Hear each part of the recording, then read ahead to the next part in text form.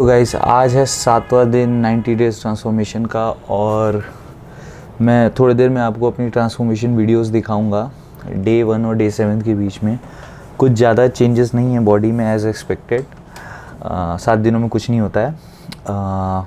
इन 7 दिनों में मैंने किए हैं 2 push days, 2 pull days and 2 back days, 2 leg days. So push day में पुश डे में मैंने चेस्ट एंड शोल्डर किया है, एक पुश डे में चेस्ट एंड ट्राइसेप किया है, 2 बैक डेज़ में सिर्फ बैक मसल्स को ट्रेन किए एंड 2 लेग डेज़ में एक बार क्वाड डोमिनेंट लेग डेज़ किए हैं, एक बार हैमस्ट्रिंग डोमिनेंट लेग डेज़ किए हैं। इन दोनों टॉपिक्स को मैं आने वाले व्लॉग्स में कवर करूँगा।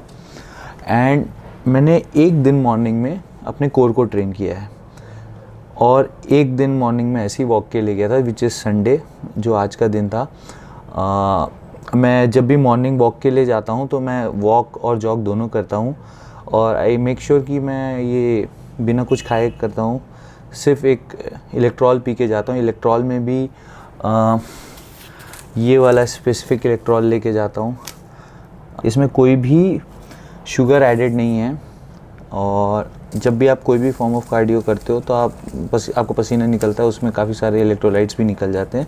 तो ये उनको बैलेंस करने के लिए आप नॉर्मल इलेक्ट्रॉल भी ले सकते हो, कुछ खास फ़र्क नहीं है, थोड़ी बहुत कैलोरीज आपको एक्स्ट्रा मिल जाएंगी बस।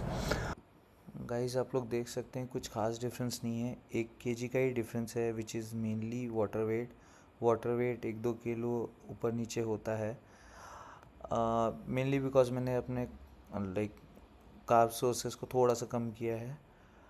अब मैं आप लोग के कुछ क्वेश्चंस को आंसर करूंगा जो आपने मेरे से इंस्टाग्राम पे पूछे थे।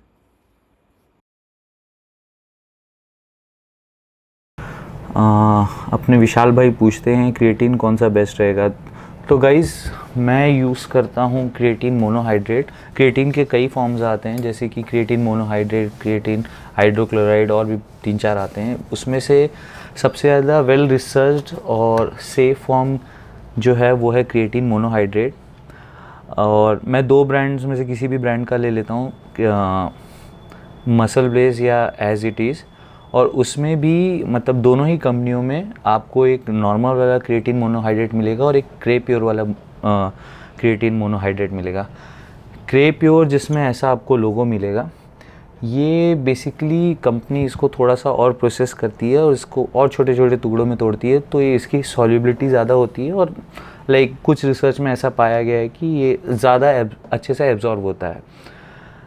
तो मैं क्रिएटिन बेसिकली पोस्ट वर्कआउट लेता हूँ जिस दिन वर्कआउट करता हूँ, और जिस दिन वर्कआउट नहीं करता हूँ जैसे कि संडे है उस दिन भी मैं क्रिएटिन लेता हूँ। 3 से 5 ग्राम के बीच में डोसेस रहती हैं मेरी। और मैं जिस दिन वर्कआउट नहीं करता यानी संडे को, इसको मैं किसी भी हाई फैट डाइट के साथ लेता हूँ क्योंकि क्रिएटिन ज़्यादा अच्छे से एब्जॉर्ब होता है उससे। तो I hope this answers your question Vishal. Ankush भाई पूछते हैं how many set of diamond pushup and wide pushup as a beginner, as I can do 50 wide pushups in a day in the set, but what is the strategy for doing diamond push-ups? So अंकुश भाई मैं तो खुद में ऐसे pushups नहीं करता हूँ ज़्यादा, ना डायमंड पुशअप्स ना ही वाइड पुशअप्स। पुशअप्स एक अच्छी एक्सरसाइज है घर में वर्कआउट करने के लिए या वार्म अप करने के लिए, बट मैं जनरली कंपाउंड मूवमेंट्स, पुशअप खुद में भी कंपाउंड मूवमेंट है, मैं बेसिकली बेंच प्रेस पे ज़्यादा फोकस करता हूँ अपनी चेस्ट की साइज़ को इंक्रीज़ करने के लिए। मैं पुशअप नहीं करता हूँ, but I am not against pushup, but मुझे ऐसा लगता है कि एक टाइम के बाद आप पुशअप में उतना ज़्यादा रेसिस्टेंस नहीं ला सकते हो। आप पुशअप में अगर आपको अपनी पुशअप से ज़्यादा मसल्स बनानी है तो आप अपने पुशअप की डिफ़िकल्टी बढ़ा सकते हो उसके ऊपर वेट रख के, and number of repetitions increase करके, नंबर ऑफ़ सेट इंक्रीज़ करके। बट एक पॉइंट के बाद ये चीज़ें ज़्यादा प्रैक्टिकल नहीं होती, तो मैं आपको सजेस्ट करूँगा कि आप बेंच प्रेस के थ्रू अपने चेस्ट साइज़ को इंक्रीज़ करने की कोशिश कीजिए और वो ज़्यादा बेटर रहेगा क्योंकि इसमें आप ईज़िली प्रोग्रेसिव ओवरलोड कर पाएंगे। एंड जो डायमंड पुशअप की बात है उसके बारे में I can't help you because मैं पुशअप खुद में भी नहीं लगाता, तो मैं इस चीज़ का आंसर नहीं कर सकता हूँ, sorry for that. But I will suggest you to go for bench press instead of doing pushup. You can do pushup for warm ups. हमारे जिम जाओ भाई पूछते हैं difference between gaining and increasing muscle mass. So मेरे को तो दोनों same ही लग रहा है आपके क्वेश्चन से, इसमें कोई डिफरेंस नहीं, गेन और इंक्रीज़ करना एक ही बात है. बट अगर शायद आप ये पूछना चाह रहे हैं कि difference between gaining muscle size and muscle strength, तो उसमें थोड़ा डिफरेंस है. ऑलमोस्ट कोरिलेशन होता ही है कि जितनी बड़ी आपकी मसल होगी ऑलमोस्ट सिमिलर लीनियर प्रोपोर्शन में आपके मसल स्ट्रेंथ भी होते हैं. बट एकदम स्ट्रेट लीनियर कोरिलेशन नहीं है आपका. ऐसा भी हो सकता है कि जैसे आप लोगों ने कुछ को देखा होगा कि कुछ लोगों की मसल साइज़ दिखने में उतनी ज़्यादा नहीं होती है, but they can do very heavy lifting. मतलब उनकी मसल स्ट्रेंथ बहुत ज़्यादा होती है. बेसिकली पावर लिफ्टर्स, वो लोग काफ़ी वेट उठाते हैं. उनकी ट्रेनिंग स्टाइल भी डिफरेंट होती है. जैसे कि वो 1 रेप मैक्स या मतलब नंबर ऑफ़ रेप्स ज़्यादा नहीं मारते हैं, मसल्स पे वॉल्यूम उनकी ज़्यादा नहीं होती है, बट वो जो सेट मारते हैं वो काफ़ी हैवी होता है. 5 से 6 रेप रेंज की बीच में वो बेसिकली ट्रेनिंग करते हैं. ऑन अदर हैंड जो बॉडी बिल्डर्स होते हैं वो मसल हाइपोट्रोफी के लिए ट्रेन करते हैं. बेसिकली उनका टारगेट होता है कि ज़्यादा से ज़्यादा वॉल्यूम पे काम करना. जैसे कि वो 4-4 सेट लगाते हैं और एक सेट हर एक्सरसाइज का 8 से 12 रेप रेंज में होता है. तो उनका बेसिकली टारगेट होता है ज़्यादा से ज़्यादा वॉल्यूम से मसल में फटीग लाना और फिर मसल साइज़ इंक्रीज़ करना. इसमें एक थोड़ा सा ये रहता है कि जीन्स भी एक इम्पॉर्टेंट पार्ट प्ले करते हैं, क्योंकि मसल्स के फाइबर पे भी काफ़ी कुछ डिपेंड करता है कि आपकी मसल्स में स्ट्रेंथ कितनी होगी. तो I hope this answer your question in perspective of difference between gaining muscle mass and gaining muscle strength. Okay, madam पूछती हैं मुझे मोटा होना है. She is one of my friend और ये थोड़ी पतली हैं और I would not suggest any one to gain weight if they are not gaining muscles, because fat gain करके आप अपनी बॉडी को अनहेल्दी ही कर रहे हो, एज लॉन्ग एज बहुत ज़्यादा लीन ना हो आप.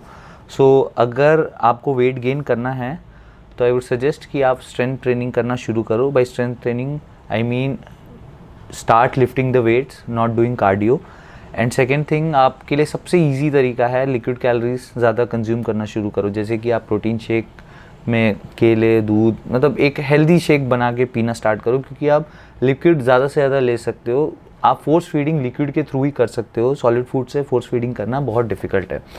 सो जिम जाओ, वेट उठाओ और दबा के शेक पियो, दैट्स इट. हमारे गिरीश भाई पूछते हैं being a natural body builder patience कैसे सीखा.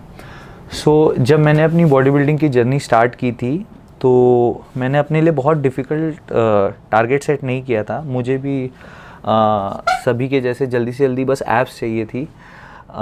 तो मैं जब स्टार्ट किया था तब मैं भी मोटा था. I think I would be around 25% body fat percentage. So मैंने 6 महीने के अंदर विजिबल एब्स एक्चुअली में अचीव कर ली थी. क्रैश डाइटिंग की, जो कि मैं अब किसी को रिकमेंड नहीं करूँगा अपने एक्सपीरियंस से. तो मैंने बहुत सारा फ़ैट लूज़ किया एंड मसल मास गेन किया, क्योंकि ऑब्वियसली आई वॉज बिगनर, सो मेरे लिए मसल मास गेन करना बहुत आसान था. मुझे 3 महीने में थोड़ा बहुत बॉडी शेप में चेंजेस दिखने लगा. और जब आपको एक बार फीडबैक मिलता है कि चीज़ें काम कर रही है, then you start trusting the process. So उसके बाद मैं अपने PR चेस करता गया और मुझे मज़ा आने लगा चीज़ों में. तो लाइक मैंने ऐसा कभी नहीं सोचा था कि लाइक मेरे को बहुत बड़ा बॉडी बिल्डर बनना है.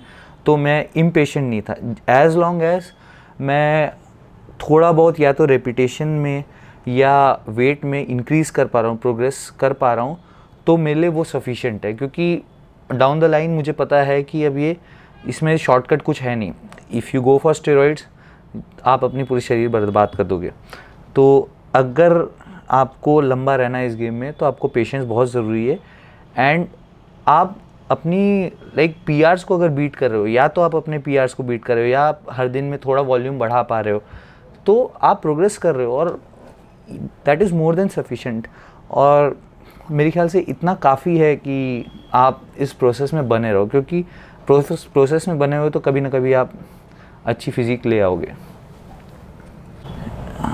ओके, जुनीद पूछते हैं, is taking creatine as a beginner is safe? So Junaid भाई, creatine is one of the most research supplement. मेरे को क्रिएटिन लेते हुए 2 साल हो गया है ऑलमोस्ट, क्रिएटिन और वे प्रोटीन पाउडर लेते हुए। एंड ये एक ऐसा सप्लीमेंट है जो एक्चुअली में काम करता है। कुछ परसेंटेज ऑफ लोगों को क्रिएटिन उतना अच्छे से काम नहीं करता है, but like majority of the population के लिए क्रिएटिन एक बहुत अच्छा सप्लीमेंट है। और अगर आपको कोई एग्जिस्टिंग डिजीज़ नहीं है तो आप क्रिएटिन को पक्का ले सकते हैं। Start with a small dose and see if you are getting results. Like अगर आप एक्स्ट्रा रेप्स लगा पा रहे हो क्रिएटिन लेने के बाद तो आपको वो सूट कर रहा है। और स्पेशली अगर आप वेजिटेरियन हो तो क्रिएटिन आपकी डाइट में ऐसे भी बहुत कम है, सो आपको सप्लीमेंट करना चाहिए। हमारी बॉडी खुद में भी क्रिएटिन बनाती है, बट लाइक वो सफिशिएंट नहीं होता है हमारे given the body building goals. तो आप क्रिएटिन लोगे तो आपको हेल्प होगी। एज अ बिगिनर भी आप ले सकते हो, but I will still suggest कि 2 से 3 महीने के बाद आप स्टार्ट करो क्रिएटिन लेना। So I hope this answers your question. Dharmesh पूछता है, भैया जी गेनिंग टिप्स दीजिए। सो धर्मेश, आप मुझे उल्टा टिप्स दो, आपकी बॉडी बहुत अच्छी है और हम तो आपको देख के इंस्पायर होते हैं। Thank you. भाविश भाई पूछते हैं, भाई can you share your diet plan in this transformation? तो ब्रदर, मेरे को बॉडी बिल्डिंग करते हुए ऑलमोस्ट 3 से 4 साल हो गए हैं, और लास्ट 2 साल में मैंने ये चीज़ सीखी है, आप कोई भी फैंसी डाइट फॉलो नहीं कर सकते हो लाइफ लॉन्ग। सो जो आपके घर में बन रहा है आप वही खाओ। इस ट्रांसफॉर्मेशन में भी मैं वही कर रहा हूँ। जो चीज़ें मैं अभी अपनी डाइट में थोड़ी सी इम्प्लीमेंट की है और मुझे 2 साल हो गया करते वो ये है कि मैं पनीर के इतने छोटे छोटे क्यूब्स खाता हूँ डेली। ज़्यादा नहीं, इतने 2 मील में। और साथ ही साथ मैं अपनी हर मील के साथ एक स्कूप ऑफ वे प्रोटीन लेता हूँ। मील के साथ ही लेता हूँ, लंच, डिनर एंड ब्रेकफास्ट तीनों में। और जैसे अगर आपका गोल गेन करना है तो आप अपनी एग्जिस्टिंग डाइट को थोड़ा सा बढ़ा दो, या आप एक कोई लिक्विड शेक वगैरह बढ़ा दो, जैसे कि पीनट बटर वगैरह डाल के, ओट्स वगैरह डाल के कोई भी एक हेल्दी हाई कैलोरी शेक डाल सकते हो अगर आपको गेन करना है। और अगर आपको कट करना है तो सबसे आसान तरीका यही है कि जो आपकी एग्जिस्टिंग डाइट है उसको ही फॉलो होने दीजिए, उसमें से आप लिक्विड कैलोरीज हटा दीजिए। एक पॉइंट के बाद हो सकता है आपको लिक्विड कैलोरीज हटाने के बाद भी रिजल्ट ना मिले, तो उस केस में आप अपना पोर्शन कंट्रोल करना स्टार्ट कीजिए। जैसे कि आप 5 रोटी खाते थे तो 4 रोटी खाइए। इस तरीके से आप अपने लिए एक कैलोरी डेफिसिट क्रिएट कर पाएंगे और ये लाइफ लॉन्ग सस्टेन कर पाएंगे। मैं इसका बहुत स्ट्रॉन्ग बिलीवर हूँ कि आप कोई भी fancy diet life long follow नहीं कर सकते। आपको अपनी डाइट के साथ फ्लेक्सिबल होना पड़ेगा। लाइक जैसे मैं कभी हैदराबाद जाता हूँ तो मैं ये चीज़ ज़रूर करता हूँ कि भाई मैं बिरयानी खा लूँगा, या फिर मैं कुछ अनहेल्दी, लिक्विड में तो कार्ब्स नहीं लेता हूँ, बट कुछ अनहेल्दी से बाहर का खाना खा लिए तो मैं उसको कंपनसेट करता हूँ अपनी नेक्स्ट मील में। मतलब मैं फिर मेक श्योर करता हूँ कि अगले दिन मैं मॉर्निंग में एक मील तो स्किप करूँगा। सो थोड़ा फ्लेक्सिबल डाइट के साथ होना पड़ता है। इस ट्रांसफॉर्मेशन के लिए भी मैं यही कर रहा हूँ कि मैं फर्स्ट स्टेज में अपनी सारे लिक्विड कट्स करूँगा। अगर मुझे डिज़ायर्ड रिजल्ट्स नहीं मिलते हैं तो मैं अपना पोर्शन कंट्रोल करना स्टार्ट करूँगा, जिसमें से फिर मैं अपनी डाइट में से जो हाई कैलोरीज वाले फूड हैं उनमें ट्रेड ऑफ करके देखूँ, मतलब एनालाइज करूँगा कि बेसिकली किसको हटाया जा सकता है, कितना हटाया जा सकता है। बट आई थिंक जिस पेस से मैं अभी जा रहा हूँ मेरा लिक्विड कैलोरीज हटाने से वेट रिड्यूस हो रहा है जितना मुझे चाहिए। गाइस, थोड़े बहुत और रिपीटिव क्वेश्चंस थे क्रिएटिन के ऊपर और डाइट के ऊपर, सो उनको मे बी मैं नेक्स्ट टाइम कवर करूँगा, नहीं तो व्लॉग बहुत लंबा हो जाएगा। आप लोग के सजेशन की मुझे ज़रूरत है कि क्या क्या चेंजेस अभी करने हैं। एक मुझे सजेशन जो काफ़ी कॉमन आया है वो ये है कि I need to get a good mic, so मैं उसमें इन्वेस्ट कर रहा हूँ। Hopefully next to next vlog में आपको एक अच्छा साउंड क्वालिटी सुनने को मिलेगी। अपार्ट फ्रॉम दिस, अगर आपको कोई भी कमेंट है या क्वेश्चन है, या अगर आपको मेरी कोई भी दी इन्फॉर्मेशन गलत लगती है तो प्लीज़ कमेंट कर दीजिएगा वीडियो में। हो सकता है कि मैंने अगर कुछ आपको गलत इन्फॉर्मेशन दी हो या कोई भी डिस्कशन हो, आप मुझे कमेंट में बता सकते हैं।